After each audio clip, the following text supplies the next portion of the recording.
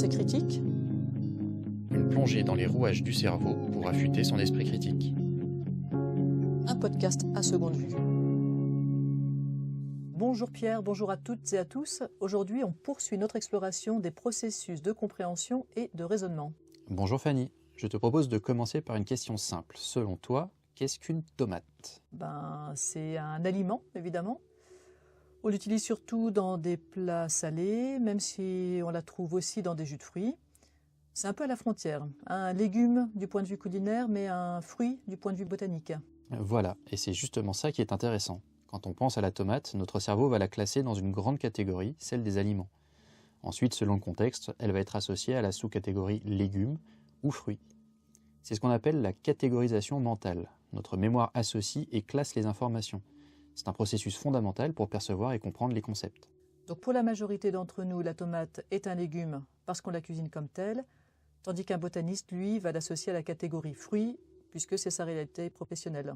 Et ce n'est pas contradictoire du tout. La plupart des choses dans le monde appartiennent à plusieurs catégories en même temps. On les classe selon le contexte et nos besoins du moment. Et c'est vrai pour tout, j'imagine. Par exemple, les oiseaux, on les regroupe ensemble parce qu'ils ont des caractéristiques communes, des plumes, des ailes, un bec. Et oui, mais tous les oiseaux ne sont pas perçus de la même façon. Une autruche, par exemple, c'est un oiseau, mais moins typique qu'un moineau ou un aigle. Il y a une hiérarchie implicite dans les catégories et des exemples plus représentatifs que d'autres. Pour chaque catégorie, on a une sorte de prototype, un portrait robot. Alors pour les oiseaux, ça serait un animal qui vole, qui a des plumes, un bec, deux pattes, qui pond des œufs et qui chante dans la nature. Effectivement, ce serait sans doute quelque chose comme ça, même si le prototype peut varier d'une personne à une autre. Du coup, si on voit un truc qui vole au loin, on pense tout de suite à un oiseau. Sauf qu'on pourrait s'être trompé et ne pas avoir identifié un cerf-volant ou une chauve-souris. Très juste. La catégorisation est bien pratique, elle nous aide à raisonner rapidement, mais avec des imperfections. On peut aussi passer d'une catégorie à une autre selon le contexte. Regarde les verres à table. Pendant le repas, on distingue bien le verre à vin du verre à eau. Mais une fois la vaisselle faite, tout finit dans la même catégorie, la vaisselle. Et c'est pareil quand on planifie des vacances. On se dit on veut du soleil, pas trop de pluie, donc on pense direct au sud de la France. C'est rapide, ça nous aide à choisir. Mais attention, le sud c'est vaste. L'Aveyron, par exemple, c'est bien dans le sud, mais ce n'est ni la mer ni la plaine. Autre exemple, on entre dans un restaurant. Tout de suite, on active notre catégorie restaurant avec ses attentes. Être placé, commander un apéro, lire le menu. Mais si c'est une cafétéria ou un buffet, là, il faut changer nos habitudes. Et si on voyage à l'étranger, comme aux États-Unis ou au Japon, les règles changent encore. Pourboire obligatoire, plats à partager, chaussures à enlever. En effet, la catégorisation est à la fois multiple et variable. Il faut à tout moment adapter son interprétation. Cette catégorisation est donc un des grands processus du fonctionnement cognitif. Absolument. La catégorisation s'applique à tout ce que nous manipulons mentalement. Des objets, des situations, des concepts abstraits, mais aussi des individus. On catégorise les gens. C'est pas forcément une bonne chose, non ? Oui, on regroupe les individus selon des règles personnelles. Sa famille, son quartier, son groupe d'amis, ses collègues de travail, etc.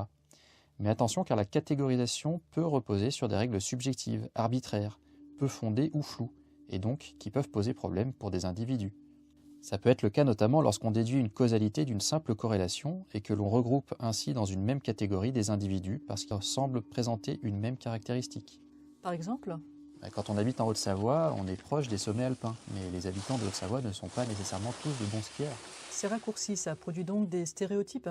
En effet, ce sont des règles peu fiables ou naïves qui créent des stéréotypes relatifs à des groupes d'individus. Ce sont des prototypes qui émergent naturellement de la catégorisation.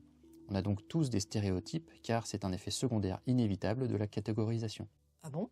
Et malheureusement oui, la catégorisation repose sur le regroupement. Elle permet de donner du sens au monde qui nous entoure. Sans ce mécanisme, nous ferions face uniquement à des singularités à propos desquelles nous ne pourrions rien conclure. Mais le revers de la médaille, ce sont les approximations et les stéréotypes qui peuvent mener au racisme et aux discriminations. Donc le défi, c'est d'être conscient du côté exagéré ou caricatural d'un prototype ou d'un stéréotype. Et donc plus on connaît le monde en détail, plus on a conscience de la complexité des choses et moins on tombe dans les stéréotypes. Exactement.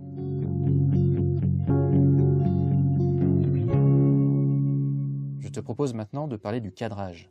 Pour illustrer ce concept, j'ai une petite expérience à te proposer. Et à vous aussi, chers auditeurs et auditrices. Prêts ? Toujours ? Alors écoute ces extraits de texte. De nombreux individus traversent la mer Méditerranée ou l'Asie centrale.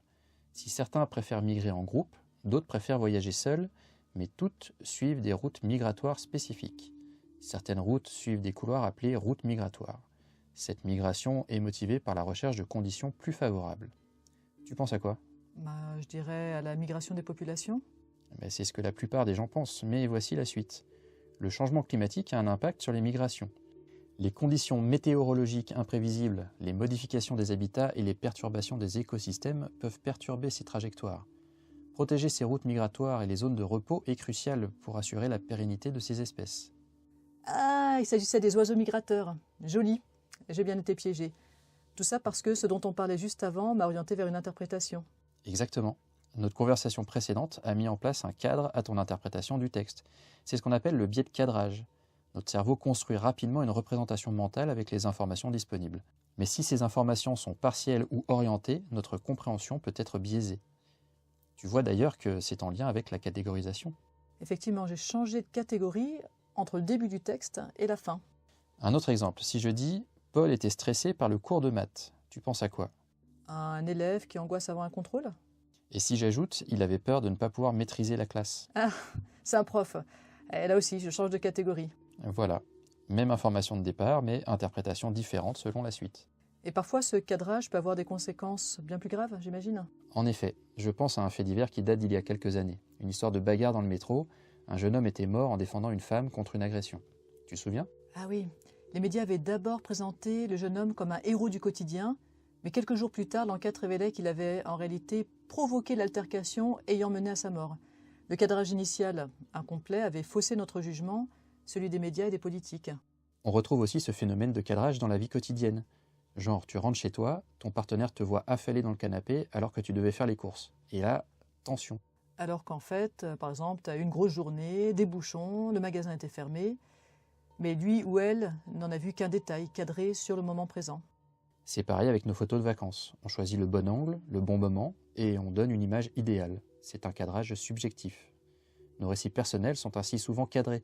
On ne peut pas tout dire, donc on sélectionne certaines informations. Ce qu'on dit influence la compréhension de celui qui nous écoute.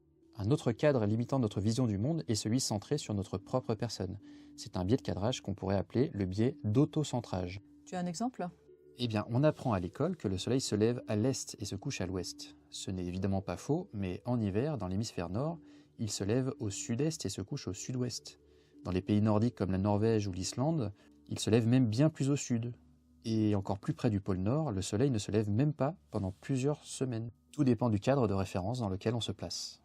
On interprète donc le monde à partir de notre propre point de vue, sans forcément considérer les autres. Absolument. Notre compréhension du monde ou d'événements se construit souvent avec une vision autocentrée, sans forcément prendre en compte des points de vue extérieurs. Que ce soit pour la géopolitique, l'histoire du monde ou le mouvement du soleil, mais aussi pour des situations de notre quotidien, lorsqu'avoir le point de vue d'une autre personne pourrait nous amener à revoir notre jugement initial. Alors, pour résumer, catégorisation et cadrage sont deux mécanismes clés de la compréhension. Ils nous aident à donner du sens rapidement, mais ils peuvent aussi induire des erreurs de jugement. Le tout, c'est d'en avoir conscience et de rester curieux, pour limiter les stéréotypes, les malentendus et mieux comprendre le monde. Retrouvez en description les sources utilisées pour cet épisode. Pensée critique est un podcast de l'association de médiation scientifique à Seconde Vue.